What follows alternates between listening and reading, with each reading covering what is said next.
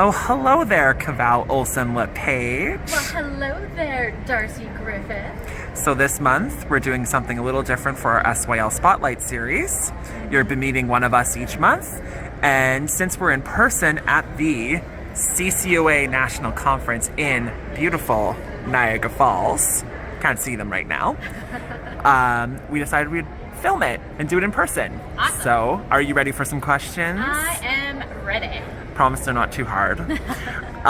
So, speaking of credit unions, tell us about you and your credit union journey. How did you get to where you are now? Okay, well, interestingly enough, I had no plans to be at the credit union. Finding out that a lot of us actually started that way.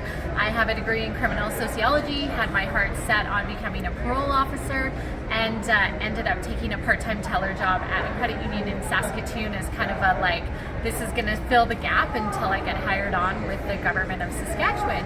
However, that didn't happen, and I stayed with the credit union and journeyed through a variety of roles from teller to lender to investment advisor, financial planner, and now I'm the Wealth Strategies team lead at Affinity Credit Union.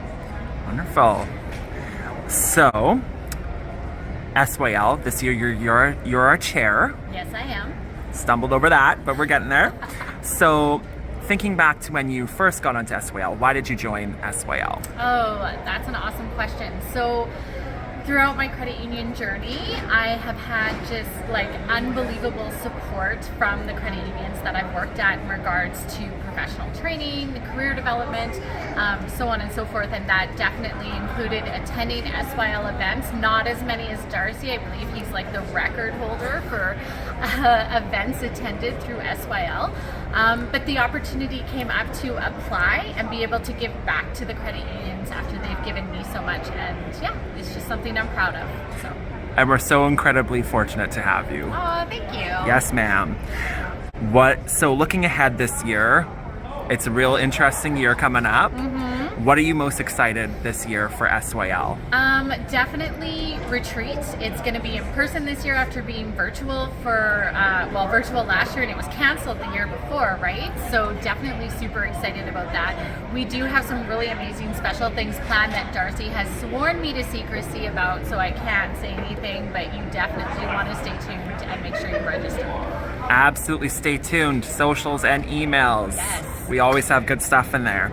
So now that we know more about the business side of Caval, we're going to have some fun. Okay. We're going to ask some fun questions.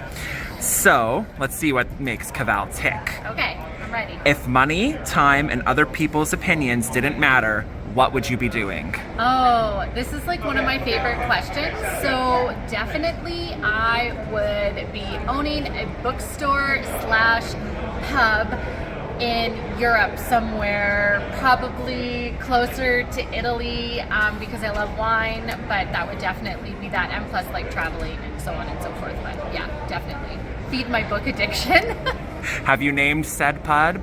I have, and I actually have an Instagram book page. Come on, plug. I know, right? It's called Wasted Pages, so if you're as addicted to books as I am, you should definitely give it a follow and then come visit my bookstore when I open it. Wasted Pages, that's good, Yes. That's good. What is the best piece of advice you've ever received? This is hard. Like, you stumped me with this one, Darcy. So I'd have to say that I'm going to do a Brene Brown kind of quote here. She's got a couple of them, but the one that I really use is, clear is kind, unclear is unkind. And it's just really about having that communication towards other people and ensuring that your message is understood, but also vice versa, that I'm understanding the message that's coming from other people. Yeah, that would be the best advice. Communication is key. You got it. So you're a book lover. Mm-hmm. If you had to write a book, what kind would it be and what would it be about? Oh my goodness. Okay, so interestingly enough, I'm totally percolating ideas to write a book and to do that, and so it's going to be kind of in that fantasy genre. I'm really into mythology, and as a Norwegian, I would say it's going to lean heavily to Norse mythology, so going to have some interesting things, probably post Ragnarok if anyone follows that, and yeah, just throwing ideas out there. So fantasy. Look for her on the New York Times bestsellers list. I put nothing past her.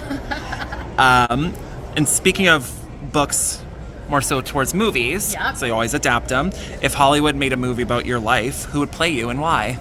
Okay, this is so hard. Okay, so I want to say Rachel McAdams because I just feel like she is just a very super dynamic actress. She's got personality. She can play any role, and I love her. But one of the things I got growing up was that I looked the most like Drew Barrymore, so maybe she would play me because we're both a little over the top. A little bit quirky, all that stuff Yeah, there. just a little bit. Sound off in the comments if you think that's who she looks like. If you were a Star Wars character, which would you be and why? Oh, definitely Princess Leia / General Organa because she is a badass boss. I said I wouldn't say that. Okay, but anyway, she's like super fierce woman, and I would definitely be leading a rebellion if you gave me the opportunity.